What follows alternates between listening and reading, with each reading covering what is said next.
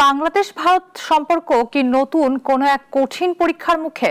কূটনৈতিক মহলে আলোচনা, ঢাকা ও দিল্লির মধ্যে আস্থার জায়গায় ফাটল স্পষ্ট হচ্ছে। সীমান্ত রাজনীতি ও কৌশলগত নানা ইস্যুতে দূরত্ব বাড়ছে দুই প্রতিবেশীর। এই পরিস্থিতিতে সম্পর্কের ভবিষ্যৎ কোন পথে, জানাচ্ছেন মুনিয়া জুথি।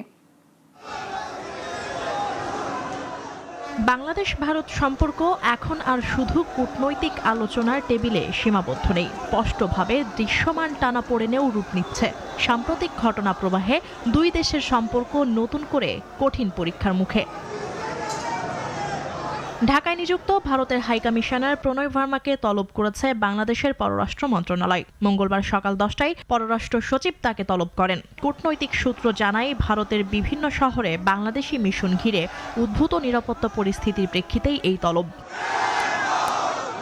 নয়াদিল্লি, কলকাতা, মুম্বাই, আগরতলা ও গুয়াহাটি সহ বিভিন্ন স্থানে বাংলাদেশ হাইকমিশন ও কনসুলেট লক্ষ্য করে উগ্র ভারতীয় গোষ্ঠীর বিক্ষোভ ও হামলার চেষ্টার ঘটনায় তীব্র নিন্দা ও প্রতিবাদ জানায় ঢাকা। একই সঙ্গে এসব ঘটনায় ভারত সরকারের গৃহীত নিরাপত্তা ব্যবস্থার কার্যকারিতা নিয়েও উদ্বেগ প্রকাশ করা হয়। এদিকে কূটনৈতিক মহলে গুরুত্ব পাচ্ছে আরেকটি বিষয়। সাম্প্রতিক সময়ে টানা 6 বার ভারতের হাইকমিশনারকে তলব করেছে বাংলাদেশ। এরই মধ্যে দিল্লি, আসাম ও শিলিগুড়ি থেকে ভারতীয় নাগরিকদের জন্য বাংলাদেশি ভিসা কার্যক্রম স্থগিত করেছে ঢাকা, যা দ্বিপাক্ষিক সম্পর্কে বাড়তি বার্তা দিচ্ছে বলে মনে করছেন বিশ্লেষকরা।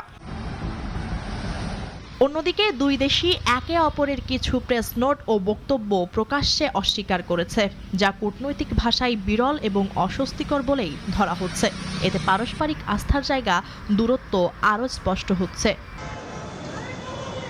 বিশেষজ্ঞদের মতে, এই পরিস্থিতি সাময়িক হলেও এর প্রভাব দীর্ঘমেয়াদী হতে পারে যদি দ্রুত সংলাপ আর কূটনৈতিক উদ্যোগ জোরদার না করা হয়। সম্পর্ক স্বাভাবিক রাখতে এখন সবচেয়ে বড় প্রয়োজন পারস্পরিক সংযম আর দায়িত্বশীল কূটনীতি।